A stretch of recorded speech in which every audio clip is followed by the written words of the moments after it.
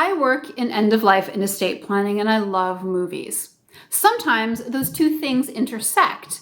There are movies about death, dying, and grief, of course, but personally, I find that when a movie is about death, grief, or dying, it tends to be a little too on the nose.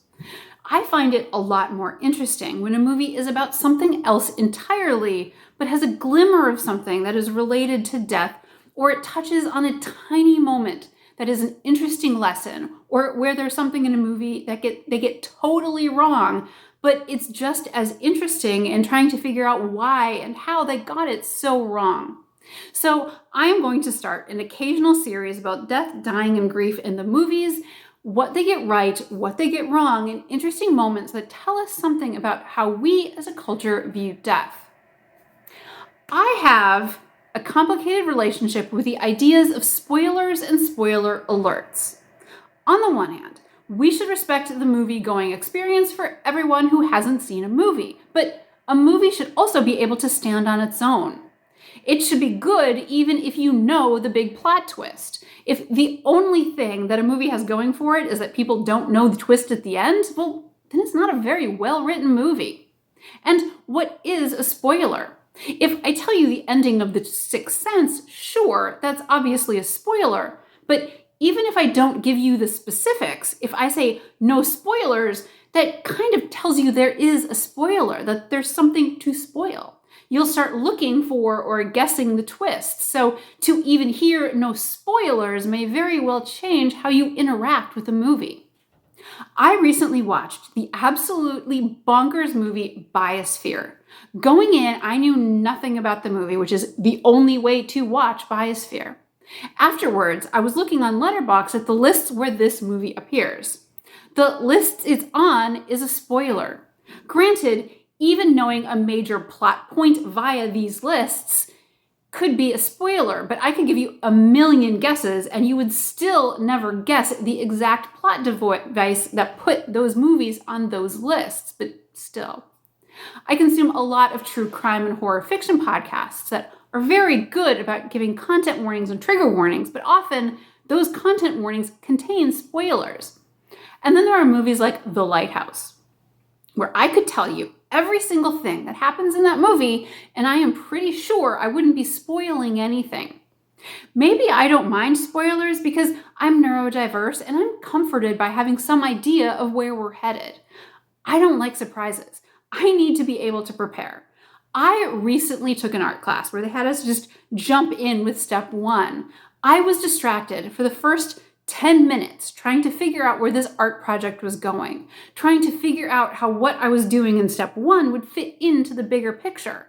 I couldn't focus until the picture started to come together, literally in the case of an art class, at which point I had to start the whole class over, knowing where we were headed so that I could focus and do the work.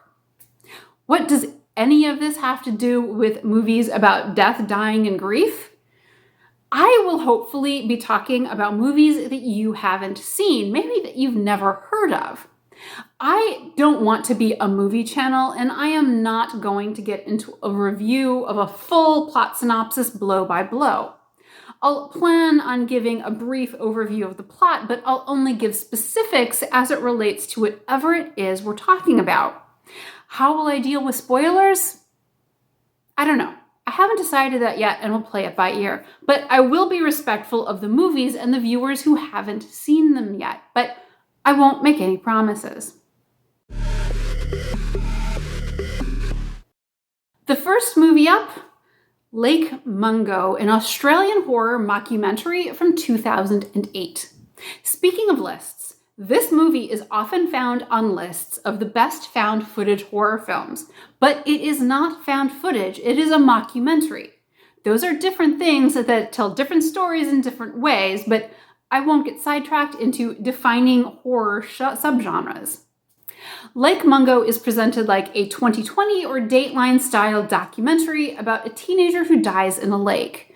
That is not a spoiler, it happens in the first 5 minutes of the movie.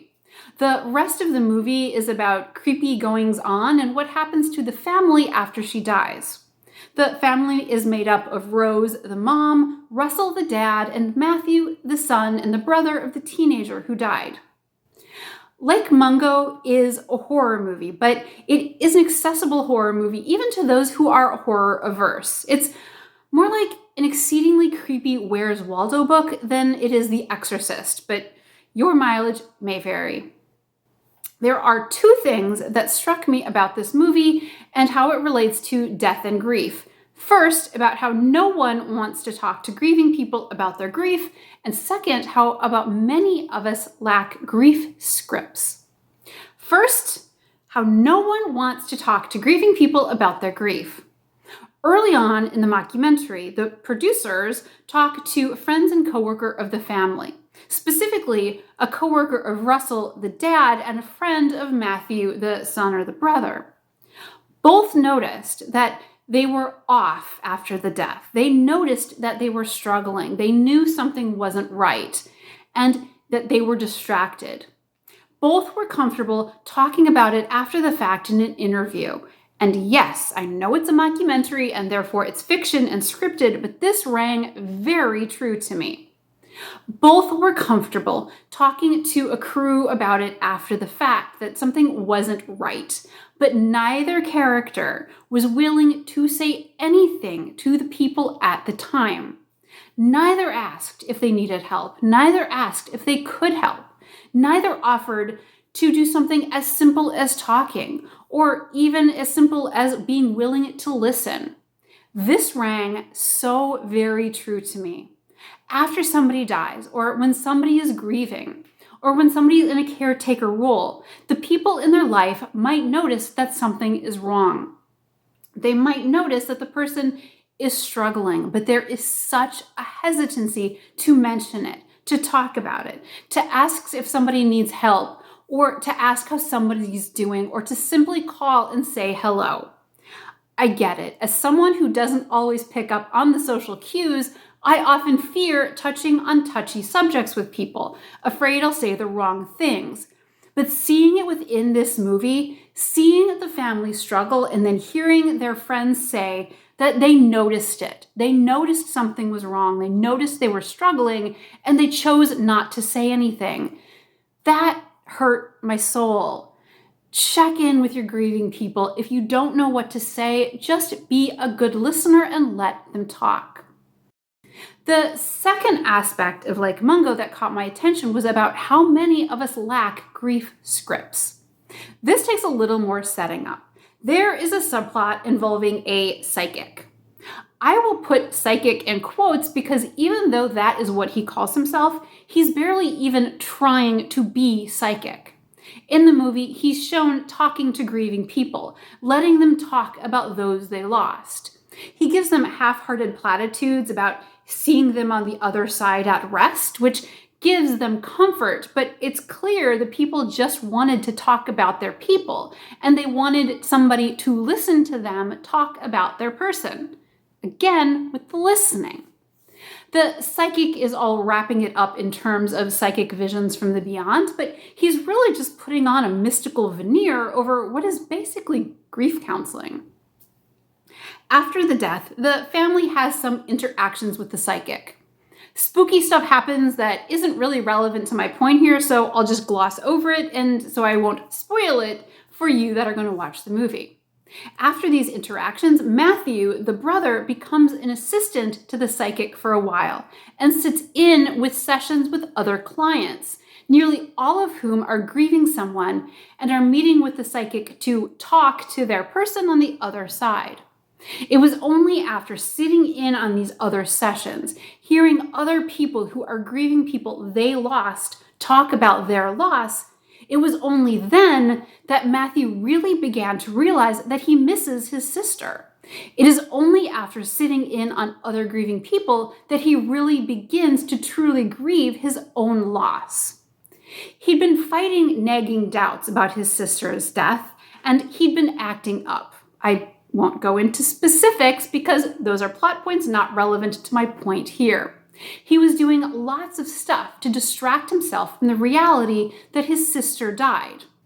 As we move through the world, we learn the right way or the best way to do things from our parents or from school.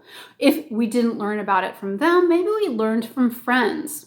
If we don't learn the way of things from people in our real life, we learn how to interact with the world from books and movies. Lacking real-life knowledge of how to deal with something, we turn to movie scripts to provide us with a script or at least an outline of how to act in real life. Sometimes those scripts are right, and sometimes those scripts are wrong. That's kind of what I'm trying to do here, separating the good from the bad. For too many of us, death, dying, grief, and mourning aren't things we see or talk about in the family or friend circles. It's ignored, conversations hushed. Kids' curiosity is tamped down as too morbid or not appropriate.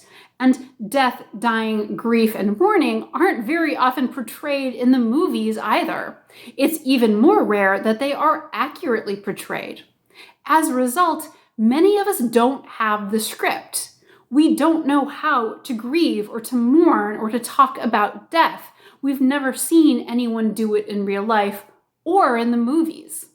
Last year, I heard a talk at the End Well Symposium given by J.J. Duncan, who is the showrunner for the Peacock TV show Swedish Death Cleaning. She talked about loss, grief, and storytelling. She told the story about how her 10 or 11-year-old son was dying of cancer when the Black Panther actor Chadwick Boseman died from cancer at home in hospice. Her son was initially confused. He'd only known about being sick in the hospital. He asked what it meant to die at home.